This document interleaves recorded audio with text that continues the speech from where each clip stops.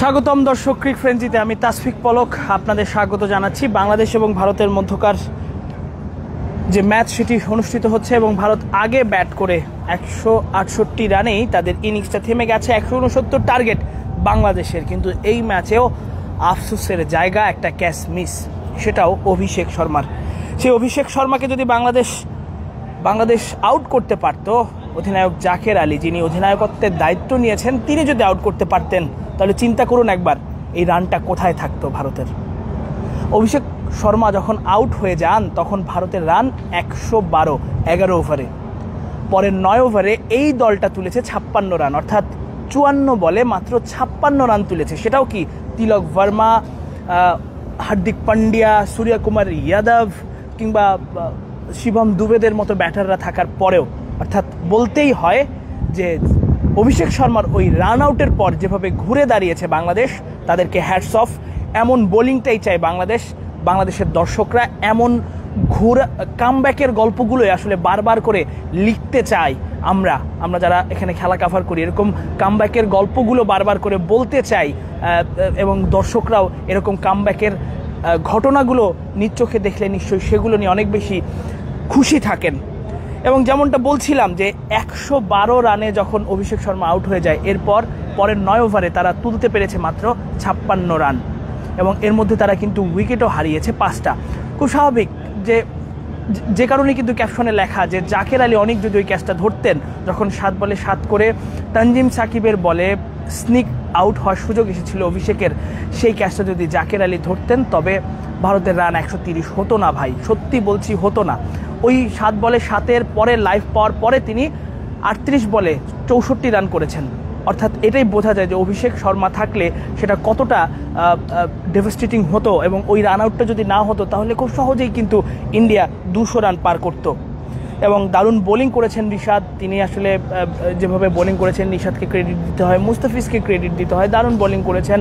এবং সাইফুদ্দিন প্রথম 2 ওভারে 30-এরও বেশি রান দেওয়ার পরের ওভারটায় যেভাবে লাস্ট ওভারটা করলেন, নিঃসন্দেহে সাইফুদ্দিনকেও ক্রেডিট দিতে হয়, মাথা ঠান্ডা রেখে তিনি বলটা করেছেন। এবং বাংলাদেশের ফিল্ডার এবং বাংলাদেশের যারা আসলে আজকে ফিল্ডিং করেছেন কিংবা বাংলাদেশের ক্রিকেটারদের অনেক বেশি মনে হয়েছে, আমার কাছে ব্যক্তিগতভাবে মনে হয়েছে যে তারা এই ম্যাচটা জিততে চায়, যে কারণে কিন্তু তারা সর্বস্ব দিয়ে লড়াই করেছে। এবং ওই রকম 11 ওভারে 112 থেকে সেটাকে 200-র আগে, মোট কথা 170-এর আগে আটকে রাখা, এটা কিন্তু ভাই কম কথা না। এটা বাংলাদেশ দলের বোলারদের ক্রেডিট দিতেই হবে এটার জন্য। নাসুম ওই ওভারটায় প্রায় 17 রান দেওয়ার পরে তিনি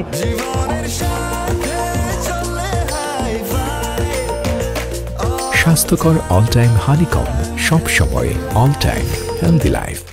পরের 2টো ওভার যেভাবে করেছেন সেটাও ক্রেডিট দিতে হবে তাকে। তানজিম সাকিব পুরো 4 ওভারই দুর্দান্ত বোলিং করেছেন, একটা উইকেট নিয়েছেন। তানজিম সাকিবের যে অ্যাগ্রেশনটা আমরা সবসময় দেখি ভারতের বিপক্ষে, আজকেও কিন্তু তিনি সেটাই করলেন। এবং আমরা আসলে একটা পরিসংখ্যান দেখছিলাম যে তানজিম সাকিবের বলের বিপক্ষে অভিষেক শর্মা তেমন ভালো করতে পারে না, এবং সেটাই সত্যি। আজকেও কিন্তু তিনি অভিষেক শর্মাকে প্রায় আউট করে ফেলেছিলেন। এবং অভিষেক শর্মা সাধারণত কোনো ইনিংসটাই শুরু করেন প্রথম বলে ছক্কা হাঁকিয়ে, আজকে কিন্তু তিনি সেটা পারেননি, তাকে তানজিম সাকিবকে সমীহ করতে হয়েছে। এটাই আসলে বাংলাদেশের পাওয়া। এবং গৌতম গম্ভীর ভারতের কোচ, তার পরিকল্পনাগুলো কিন্তু বাংলাদেশ দলের বোলাররা রীতিমতো ভেস্তে দিয়েছে। ভাবতে পারেন কিভাবে?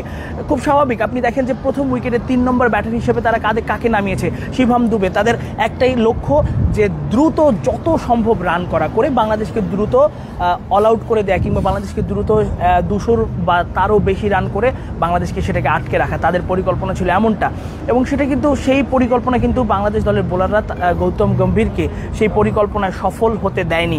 তারা কিন্তু শিবম দুবেকে আউট করে দিয়েছে, রিশাদ দারুণ বোলিং করে শিবম দুবেকে আউট করে দিয়েছে। এরপরই তারা কাকে নামিয়েছে? এরপরে সূর্যকুমারকে নামিয়েছে, সূর্যকুমারকে আউট করেছে মুস্তাফিজ। এরপরে তারা নামিয়েছে হার্দিক পান্ডিয়াকে। সাধারণত কিন্তু তিলক ভার্মা 3-এ নেমে থাকে, সেই তিলক ভার্মাকে আমরা দেখেছি 5 কিংবা 6-এ ব্যাটিং করতে। অর্থাৎ গৌতম গম্ভীরের সেই পরিকল্পনা ছিল অনেকটা এরকম যে তার যে পাওয়ার হিটার ব্যাটাররা রয়েছে যারা স্লগে ব্যাটিং করেন তাদেরকে তিনি আগে নামিয়েছেন। যেহেতু অভিষেক শর্মা 11 ওভারের মধ্যে 110-এর উপরে রান করে ফেলেছেন, সেই জায়গাটায় তার পরিকল্পনাটাই ছিল যে তাদেরকে নামিয়ে রানটাকে 200-250 সম্ভব হলে সেটা করে নিয়ে যাওয়া, এবং সেটা কিন্তু পারেনি বাংলাদেশের বোলাররা, সেটাকে হতেই দেয়নি।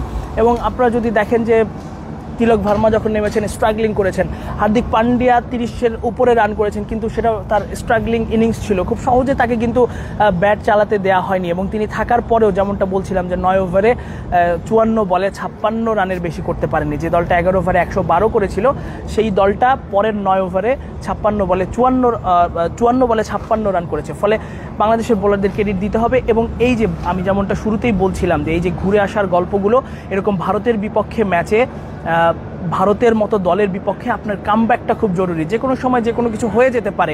বাংলাদেশ যেমন শুরু 3 ওভার খুব দুর্দান্ত বোলিং করেছে, কিন্তু পরের 3 ওভারে এসে কিন্তু তারা প্রায় 40-50 রান কনসিড করে ফেলেছে। কিন্তু এরপরে যে ঘুরে আসা, সেই ঘুরে আসাটা বাংলাদেশ দলের, এগুলোই আসলে এই ধরনের ম্যাচে এই ঘুরে আসার গল্পগুলো বারবার করে হাইলাইট করতে ইচ্ছে করে। এবং বড় দল হিসেবে আপনার জয়ের সম্ভাবনা কতটুকু, কিংবা আপনি যেভাবে বারবার ঘুরে আসবেন, তখনই সেই আত্মবিশ্বাসটা গ্রো করে যে না, ওই ড্যামারেজ থেকে যখন আমরা ঘুরে আসতে পেরেছি, ওই ধরনের অভিষেক শর্মার ওই চাবুকের বিপক্ষে যদি বাংলাদেশ দল ঘুরে আসতে পারে পরের 9 ওভারে, তাহলে 170 রান চেস করে জেতা, 169 রান চেস করে জেতা খুব একটা কঠিন নয়। এখন শ্রীলঙ্কার বিপক্ষে ম্যাচে বাংলাদেশ যেরকম ব্যাটিংটা করেছিল, সেই ব্যাটিংটা যদি এই ম্যাচেও বাংলাদেশ করতে পারে, তাহলে জয় অসম্ভব নয় এবং ভারতকে আমরা হারিয়েই ফাইনালে যাওয়ার সম্ভাবনা অনেক বেশি বাংলাদেশের।